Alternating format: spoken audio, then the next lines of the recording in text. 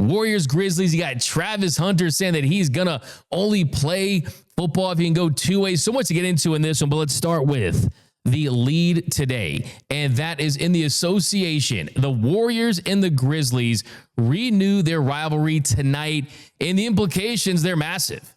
The winner advances to play the second-seeded Houston Rockets in the first round. The loser faces an elimination game against the Kings and the Mavericks, the winner for the 8th seed.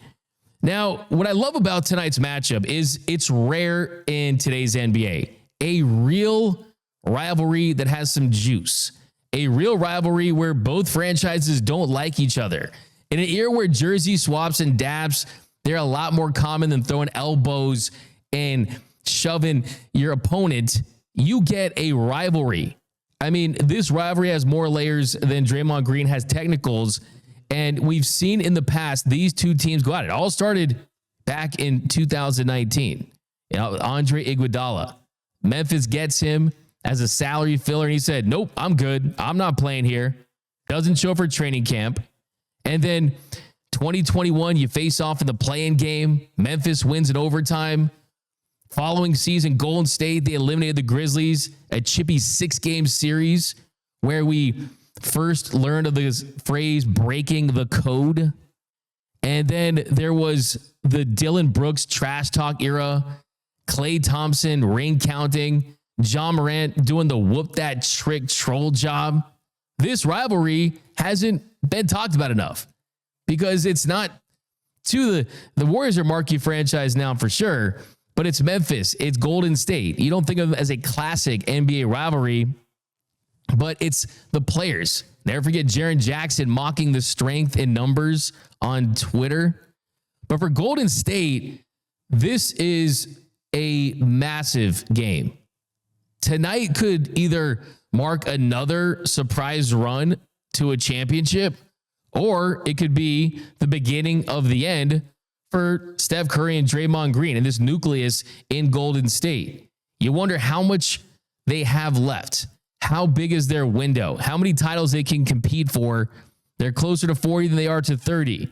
And what I love about this is playoff basketball kind of distilled down to kind of its purest form, right? It's the NCAA tournament-like field.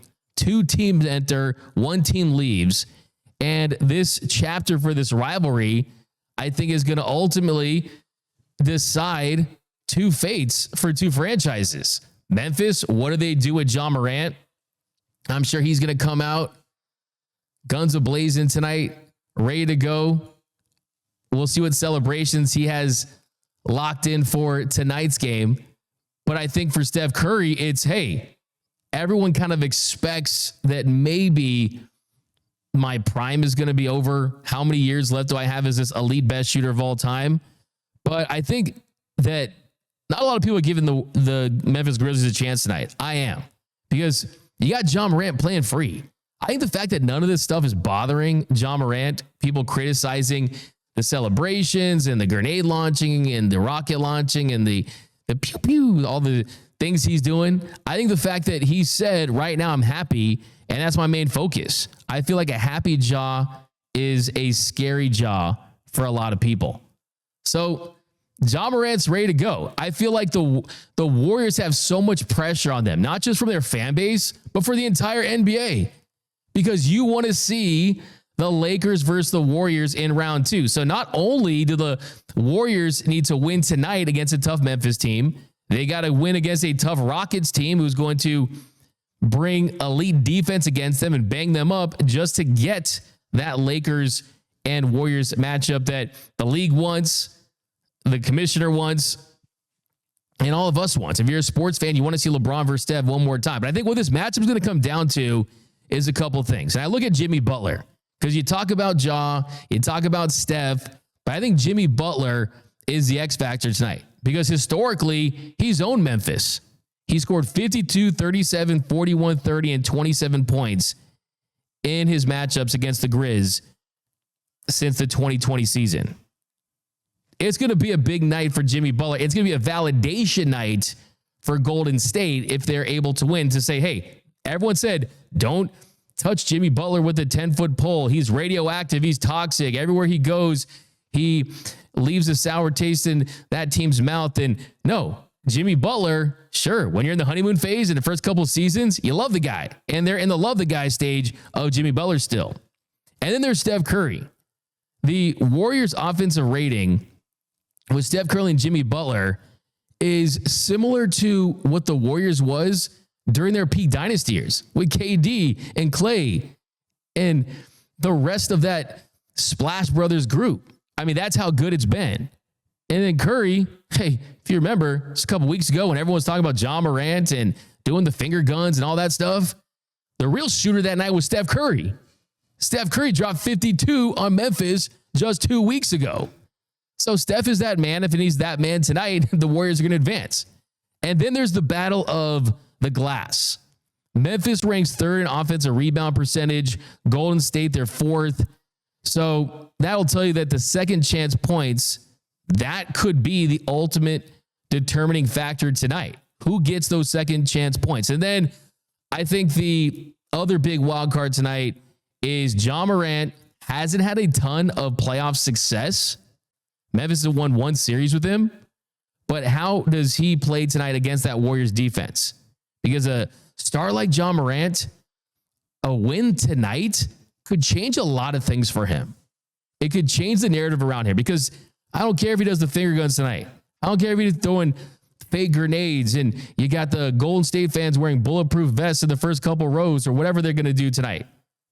Because if he wins tonight, all that's not going to matter because for once the story will be about basketball for Ja Morant in the last couple of weeks because that's how big of a win this would be for him. And Ja Morant, I think he's kind of craving that national spotlight again. He's sick of not being mentioned with the Tatums of the world and kind of that tier of NBA players where he was firmly cemented in. And in 13 games against the Warriors, he's averaged 22.4 points, 6.9 assists, and 3.9 rebounds in 13 games versus the Warriors in his career. Now, the NBA wants the Warriors to win. I think the Warriors do win. I think that Golden State has too much talent. Jimmy Butler is a certified playoff dog. Steph Curry ain't losing at home. Steph Curry is not going to lose to the Warriors, but this Memphis team is going to put them to the test tonight. I think it's going to be a game that comes down to the last 5 minutes in the fourth quarter. I think Steph Curry hits a big shot. We don't see any terrible plays drawn up for Buddy Hield like we did against the Clippers. But I want to bring my man J-Rob in. J-Rob, the playoffs are here. Finally. The play-in is here. Let's rock, man. What are your thoughts on this Warriors-Grizzlies matchup? Who do you got tonight? Pick the Grizzlies, man. There it is. I'm taking the Grizzlies. I'm taking the Grizzlies tonight, man. I honestly feel like I love Draymond Green, but he jinxed the Warriors. You're taking the Grizz? Yeah, I'm taking the Grizzlies. I'm taking Ja Morant. I'm taking the Grizzlies tonight.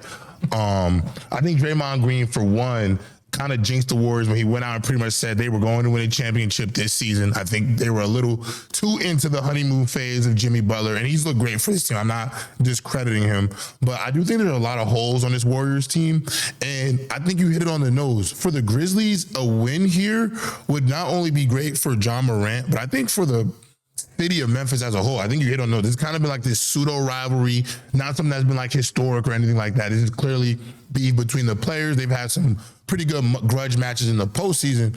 But I think for Ja Morant, all the noise surrounding him, a lot of people weren't really too happy about how he played this season. He was very up and down. But the thing is, D-Mac, winning championships, playoffs games, completely changes the narrative. When you win, everybody wins. So I'm going to give Ja Morant the nod. And to be honest, I do feel like Draymond Green kind of wrote a check that he's expecting Steph Curry to cash and Jimmy Butler to cash. And so I just don't feel like the Warriors as a whole have all the things that are needed to win this basketball game. I think the Memphis Grizzlies are a little bit more balanced, a little bit more physical, and I also feel like their rim protection would be a lot better. So if the Warriors aren't raining threes, I do really feel like Memphis will come away with this game. That'd be a shocker, and that would definitely throw a grenade into Adam Silver's plan to help the NBA ratings this playoffs. But if it happens, that would definitely shake up the league for sure. I definitely think it's more possible than a lot of people think. I love the pick though. Going bold like J-Rob does. And his NBA picks and his basketball picks have been on point. So if I'm the words, I'm kind of scared about hearing him say that. But